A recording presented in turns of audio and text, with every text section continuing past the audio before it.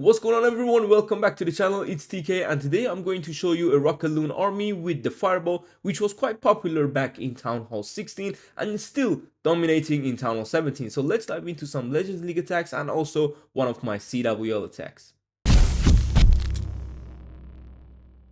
Alright, here we are, and let me play this one for you. So we have this base right here. Now what you're looking for with the Fireball on this strategy is to go a bit deep. It doesn't matter. It's not like a smash where you have to get the good funnel. It's not like any other Fireball army. So this one, I'm gonna go ahead and actually get the Fireball in a decent area where you're gonna see very soon. So it doesn't matter if you're gonna be greedy. You got the Rocket Loons to try to funnel your Warden to go deeper into the base. You got spells to use. It's basically like a Warden walk, not a Warden like charge, but you're nearly doing a charge because it depends if you're going deep in the base after the Fireball. Now, I do have some funneling on the left and right, and we did take down that Tesla farm because that's where I want to drop my king and queen, which I'll get to very soon.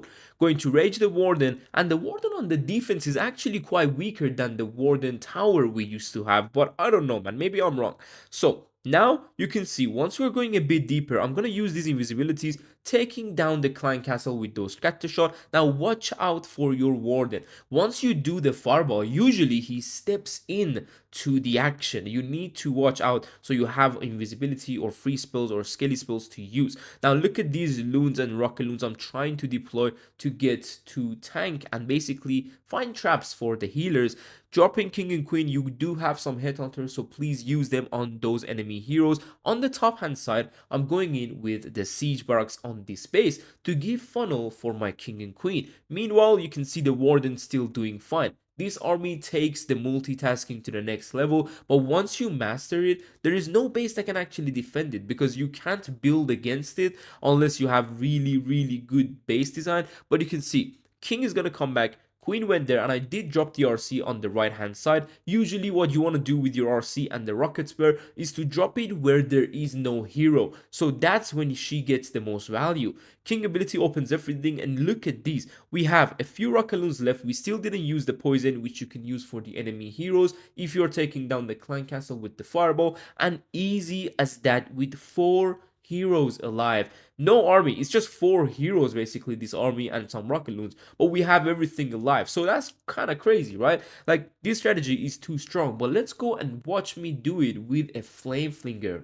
Here we are on Ghost's base, and he has a single inferno, monolith, double very toxic rage towers. I've seen this base before. This is an edited version, I think, but what I'm gonna do is when I see the value with the Fireball, I go for it. You do have rocket loons, so go ahead and take those mortars down and then drop your flame flinger where there is no expose. That way you can get huge values. Now then you can see where I'm gonna drop my warden, a barbarian and a loon. Always before your warden, please drop 1 barbarian for the Teslas, 1 loon for those air traps. Then you can go with the warden and the healers. It's a lot safer this way. Now my whole idea is to drop the Fireball on the scatter shot. What and how I'm gonna do that is I'm not gonna rush too much with the invisibilities, so I'm gonna let the warden take down a few buildings, and once he's shooting either one of these storages, because they do have a lot of HP, it's gonna give my warden time so I can then drop the Fireball easily and with less risk. So going with this warden, he's gonna go to the ricochet cannon, giving him some time. The bomb tower is not gonna go down. Flameflinger still doing amazing on the top side. Let me zoom out a bit so you can see everything moving on together. Once the warden goes for elixir, he's like, okay, I'm good with those spells. Look at this beauty. Going in to get the core. Now this is where again the warden, you can see, is gonna step up. That's when I told you, if you don't use triple invisibility, you can keep your warden alive. If not, he's dead. Otherwise, he would have got a lot more value on the lower side, but now we are back to saving and recovering from the warden death. We're gonna go in with some skelly spell with some rocket loons, and then I'm gonna drop the RC on the left side to pop her ability. Again, some around the area that there is no hero, so we can get a nice value with those spares and give our king and queen funnel. Last time I did it so I can give the warden funnel. Now we do have some rocket loons on the lower side, some minions. We need to take this area down, especially with the minion prince, which is quite annoying. king, I'm gonna pop his ability very soon with the earthquake boots. He's gonna be open up the base for the queen. No town hall poison is the key in this strategy. Otherwise, back in town hall 16, my queen here would have gone quite melted, you know. But still, we got the king alive. I raged the super minions. We do have some rocket loons in our pocket and a free spell. Going with the rage on my queen. This is something you can always do. Pop that queen arrow, or for example, if you have the mirror maxed out, it's good to run it, and then use the freeze and the rocket loons for the back end. Simple as that. In general, it's like not as simple, but it's very effective. So once you get that value, you're gonna see, and once you start tripling a lot, you're actually gonna be like, okay, hold on, I'm doing good. Because in some strategies you might not do good and you still triple, but on this one it's like, okay, you have full control for the entire attack. And you guys know me, I love to have control when I'm doing my attacks. I love to be able to tap on the screen every 1 second to try to move something around and give those nice funnel and get those nice values. But let's move on to CWL, because that's where some stress come in. Here we are on the first hit on my CWL attack, and here we go with that mortar takedown. Again, I'm gonna go and see the flame flinger value. Once the mortar is down, we have access to the multi-archer tower, monolith, or not the monolith, the inferno, and the ricochet cannon with some extra defenses. Now I'm gonna go ahead with the warden, again further from the flame flinger, because they can get two different sides of the base. So that's what you usually have to do. I really wanted to take this mortar out in case the flame flinger goes a bit weird, so we don't have that. Now, the warden idea is to drop it on that well, fire splitter. So how we're gonna do that is simple: 2 invisibility here and then 1 invisibility here, sorry, 1 there and then 1 on the sweeper. So that's the triple invisibility. But again, watch out, because your warden may end up going like too deep and he's gonna die.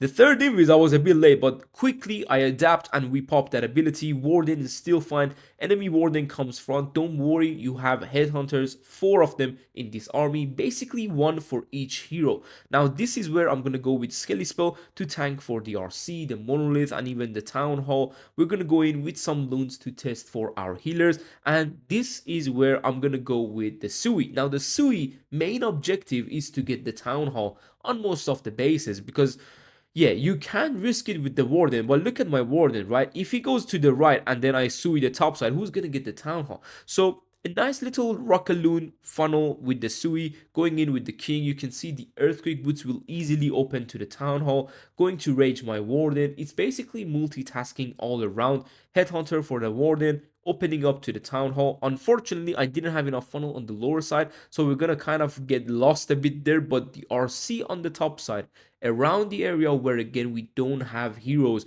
nearly to the outside. Okay, the heroes here is a bit deeper, and we have a poison. As I told you, if you take down the CC, use the poison for the enemy heroes. Going with that freeze and then going with that poison, queen will hopefully go back to the town hall, because obviously we have the last building, which is the town hall, to go down. But you can see how we are controlling everything, right? Like, this is the power of being able to control your heroes and your troops all the way through the attack. You're gonna crush bases, and your friends and clanmates may be really surprised with your attack. So use this strategy and let me know what you think about it down below in the comments, if you've been using it in the Town Hall 16 era, and if not, well, this is your chance. This is your whole chance to use this strategy in Town Hall 17, and hopefully you like it, man. Okay, but see you guys next, and I hope you have a wonderful day. Take care and peace.